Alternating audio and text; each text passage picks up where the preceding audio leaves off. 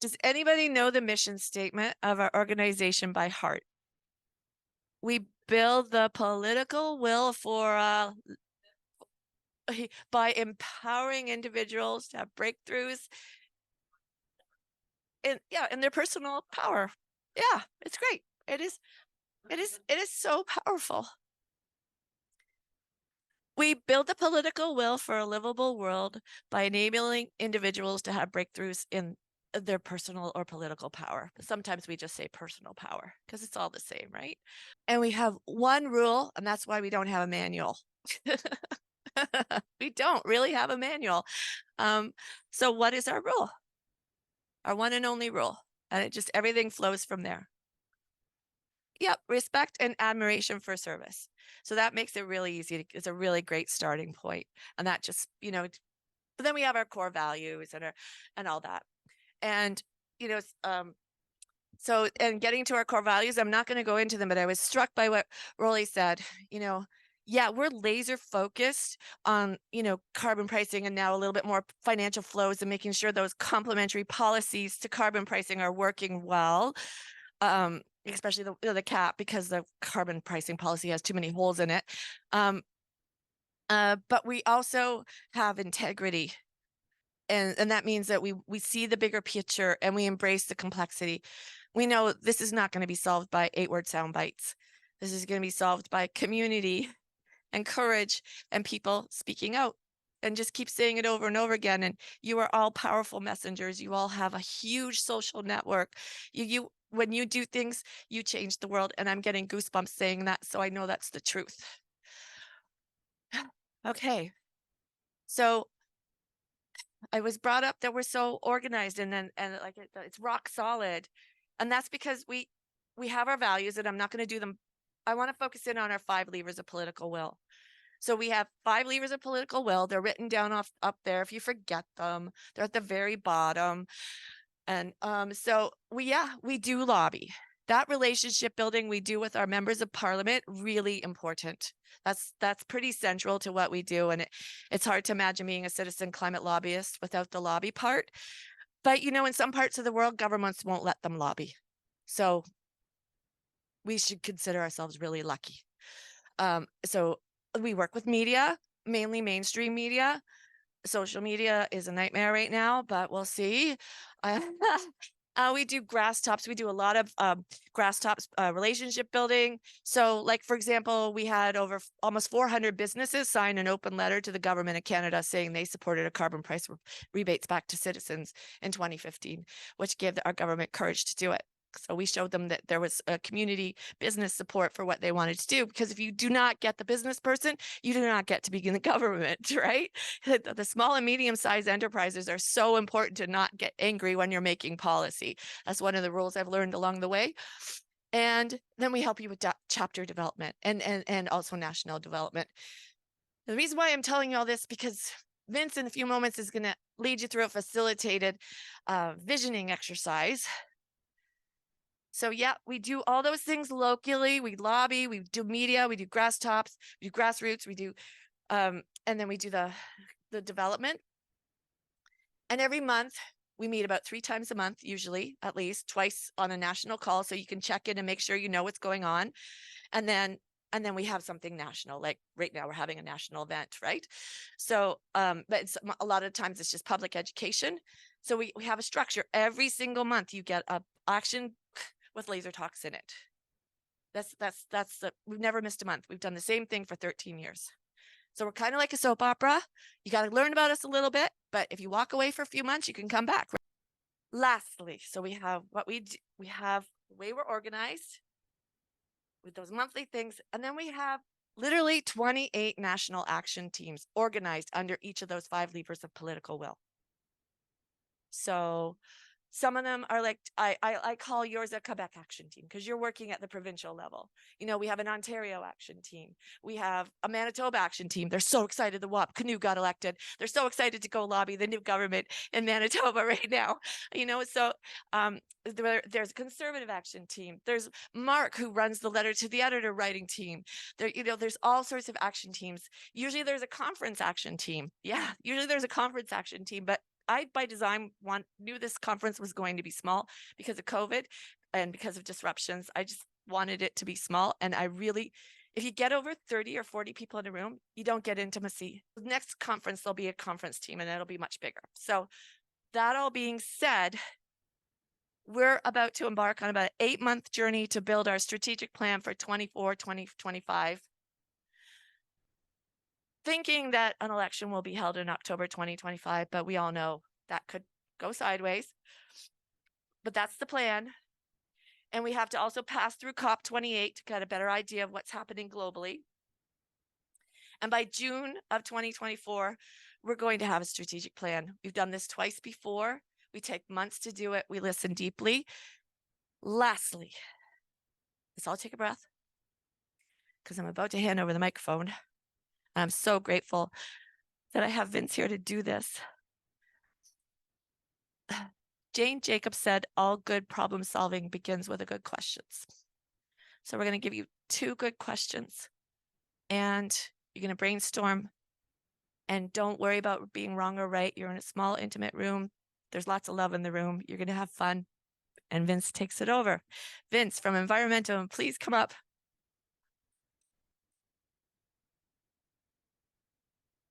Hello, hello. We have, how many groups do we have online?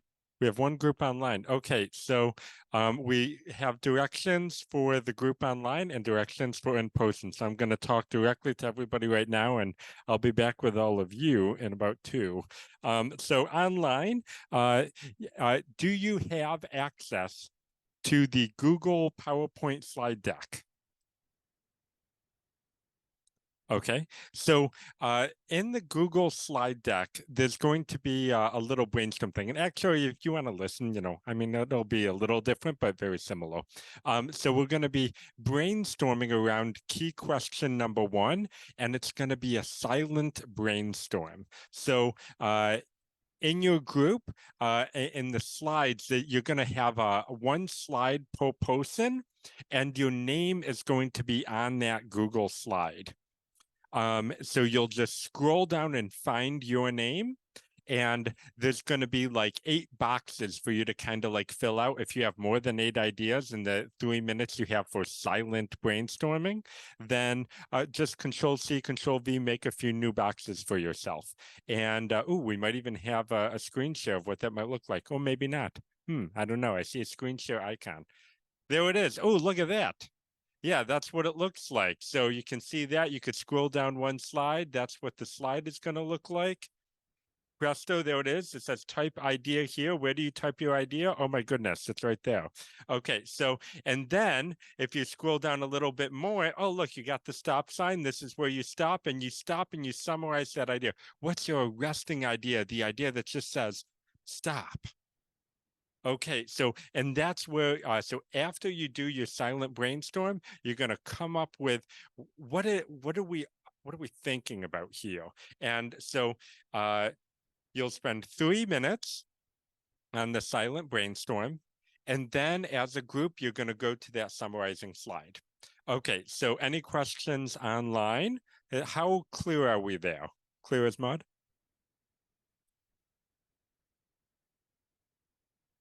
Sure. Okay, so 3 minutes for the silent brainstorm. And the reason why we do silent brainstorm is so that each brain is storming.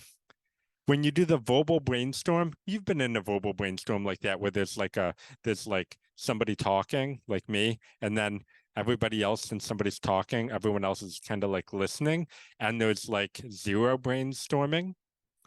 So we want to not do that. So during the silent brainstorm, like let's just all go sound off, mute on, and just full on 3 minutes, as many ideas as you can get. So that's what we do during the silent brainstorm for 3 minutes. And then we'll spend 7 minutes in the summarizing. So you have 7 minutes to bring your ideas to your group and kind of figure out like, what is our like arresting idea? Stop, check this out. It's super cool. So, I mean, I'm doing that all because it's kind of the shape of a stop sign and I'm a silly man. Okay, so, and then We're going to come back. We're going to report back. So in that 7 minutes, try and come up with some fun, snazzy way to share your idea with the rest of the group. And after we do round 1, then we'll do round 2, which will be slide 8. And we're going to do that all again with the new question. Okay, so let's send our groups out to their breakout rooms. And okay, so everybody here, okay, I'm going to put the mic down so that they can go to their breakout room. And so basically what our group had in mind to like build active membership and just recruit more people is basically to defeat the whole you know, climate doomerism mentality going on. And because we feel that's a big encumbrance towards this movement, right? Is that people they get paralyzed with you know, what's called learned helplessness, right? Where they're just like, oh, like this problem is beyond me, like there's nothing I can do, like, you know, I'm just gonna go through life as best I can and not address like not care about the wider issues, right? Because like there's nothing I can do. But like I feel if like CCL were to reach out to these people and tell them what we've already accomplished so far, like the carbon pricing, and you know, we were able to, you know, get Austria to adopt a carbon pricing of their own, and basically like defeating that mindset, like that complacency mindset, and you know, trying to like counter the narrative by saying like we can't allow like having this complacency and doomerism like allows the issue to worsen and continue. So wouldn't you rather be part of the solution rather than being, it's gonna sound harsh, but be part of the problem, right? So that was basically, and like now as to like the practical implementation of that would be like a sort of outreach program where, you know, it could either be door to door or just sending like cold emails, like say, oh, this is what CCL has accomplished so far, like, you know, implemented the carbon tax, and this is our next initiative that we have planned down the line. Let us know what you think, you know, send us an email at blah blah blah.com, or you know, you can drop on to the Zoom meeting and like be part of the solution. So that's basically it. Oh, building community. What do you have? Oh yeah. Oh, okay. We just said that even for members who are active and new members, that meetings, especially in-person meetings, that to the extent you can make it fun, they should be fun, and they should be something that you look forward to. And that's accomplished in many ways, but you know, we always had food, like we had, and people were friendly, and it was a time to celebrate everything that people did. And we also talked about new members. It's good to engage them and have and sort of mentor them along the way to taking any action, just so that they feel empowered.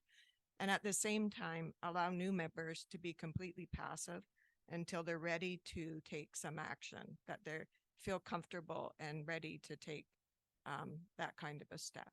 Anyways, that's it.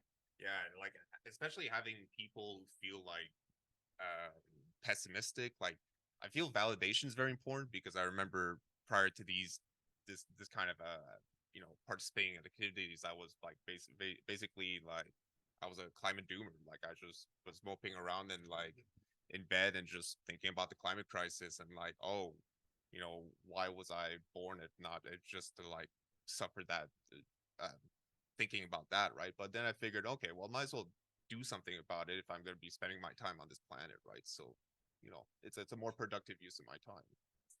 Anyway.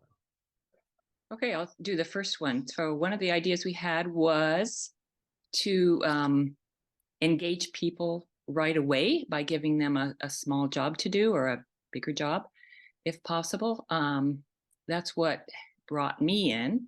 I went to one of the sessions and Kathy said, can you be the Winnipeg leader? And I was like, I don't know. But she had the confidence that somebody could do it. And she also broke it down a little bit, like, well, just ask people to lobby with you. So yeah, just trying to get them engaged right away, which is sort of what somebody already said.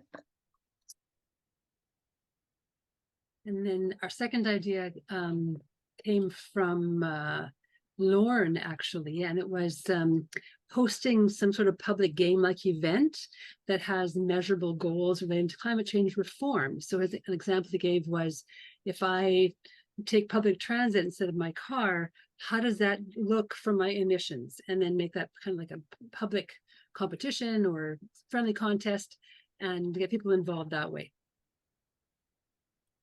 Okay, so we had so many ideas. We had trouble at first trying to categorize them, but we've basically categorized the ideas into three. So first of all is different ways to recruit people. So we had lots of different ideas of reaching out to people we know and going to groups or churches, schools, lots of different ways to actually, and using the media, trying to inform people what we're doing and why we need them. And then we wanted to engage people. So we had lots of ideas for how to engage people. And again, making meetings fun and giving them reasons why they should be involved with us. And always working on the solutions. And then retaining members is really important. And so we had some ideas for that. And again, just making sure people feel like they're involved, and their work is very, very important. So bravo. So we do have a second brainstorm that we want to do. And what I want to do just before we go real quick is just to say, when we actually had one idea that kind of looped through all three of the groups, and it's like, oh, somebody kind of said that already. And so there was that idea of like, oh, they stole my thunder, but we wanted to kind of like not do that. We want to be like, well, actually, we're all a community, and if we all have a similar idea, that's not stealing the thunder, it's like amplifying thunder. Collaborative, yes, collaborative thunder. Okay, so we all want the same thing. Yes, great words here. So we all want engaging, fun meetings. So I mean, that was a universal that we all just experienced. So now we have our second question. If we want to send our people in our breakout room, get ready, get set, go to the next question in our breakout room here. Yes, we were quite brief. Actually, it's the best way to defend it is to promote it as the best policy to reduce emissions. And you know, Canada right now is reviewing. The federal government is reviewing a cap on emissions. So it's the best policy to reduce emissions. And the other issue is affordability. And I think it was someone mentioned that affordability is on everybody's mind going into. Will be on everybody's mind going into the next election. Well, this is the most affordable way for individual Canadians to be, you know, part of this solution, pricing carbon. And I like what Doug said. It's all about, he wrote down dividends, dividends, dividends, and I think we need to promote it. And that's the way you're going to defend the threat that carbon pricing is under. And it applies also to all regular folk, regular Canadians. And most Canadians get more back than their additional cost of energy, for example. And the uber rich perhaps don't get, you know, as much back as it's costing them, but it's a question of affordability, and that'll be a huge issue going into the next election. Yay. So the first one we want to talk about is resource provision. So there's a lot of information and data out there that many people might not know about. So Fairpoint is one. Fair Path is one of them. See, I didn't even know what it was. En-ROADS is also another one. It's a really good one as well. So kind of promoting those resources, making sure that people know that they're available, so that way they could see the benefits of carbon pricing, not only financially, but also for the climate as well. Then we have public education. So, you know, radio interviews talking about them, letters to the editor, Another thing that we mentioned too is maybe advertising it in more public spaces, on posters, for example, on public buses, stuff like that, just talking about the benefits of carbon pricing, and even the slogan, having our own slogan for it. So, the Conservatives always talk about axing the carbon tax. That's kind of their main talking point. So having another slogan. What were the two that we mentioned? Save the rebates.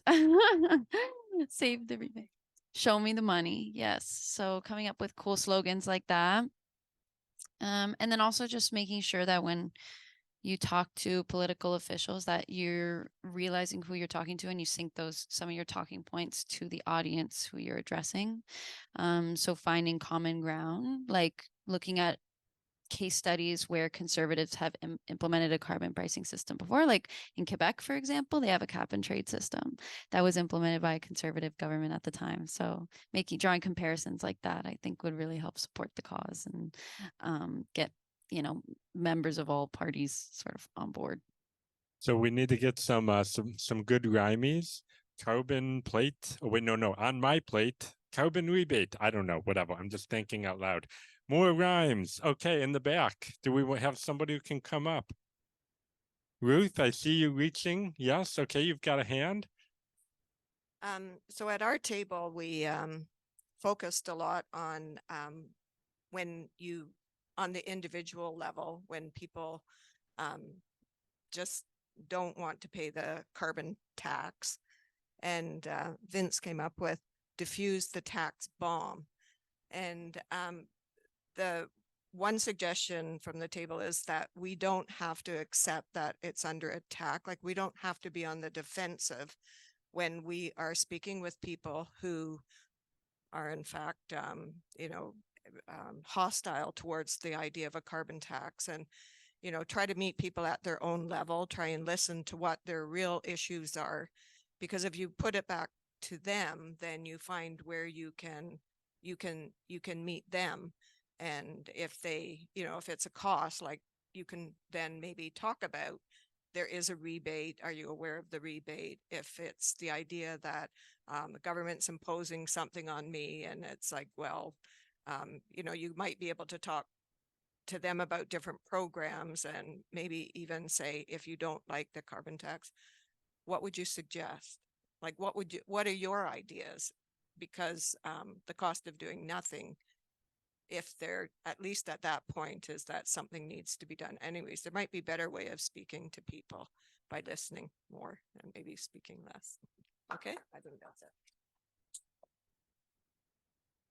I see we have two groups left, so would you like to come up?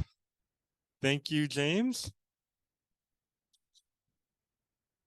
So we had a couple of themes, but I guess we could kind of put them together and say we need to get out of our comfort zone to defend carbon pricing. So that means, in terms of policy, maybe it doesn't have to be the carbon pricing law that was passed in 2018. And in terms of how we communicate, it's not to the people in this room. So on the second part, how we communicate it, we talked a little bit about maybe we need to educate people and the various facts about carbon pricing. So no one, like, I don't think people care about the facts. We need to speak to people's emotions. We need to we need to think about class. We need to think about regionalism. So if we're going to use the kind of language that we might use with professionals in Toronto and Montreal, we're not going to get the right traction. In terms of the policies, so, the federal carbon price is a really important piece of legislation that this group fought really hard for. There might be ways to improve it. So Jeff gives examples of, there might be certain, in aggregate, all the money kind of comes backwards, but there might be scenarios if you're, running a trucking company in this region that you're coming out a little bit behind. But if we get out of our comfort zone, then we should be able to go up there and talk to people in those communities, talk to the, and get stuff going. Maybe there's a small way to improve the system, adjust the distributional impacts, and then, hey, it's not the big bad carbon tax that needs to be thrown out the door.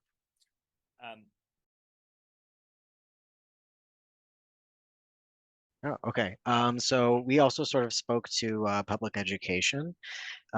So the idea of just providing that empirical evidence that supports just how practical, efficient, and economical carbon pricing actually is, but also touching on how it would impact large corporations versus the individual Canadians, and understanding that the intention is to target those largest contributors. And I think having continuing to have that conversation with the public, willing to take questions and challenges head on, is the best way to combat misinformation and conspiracy ideas.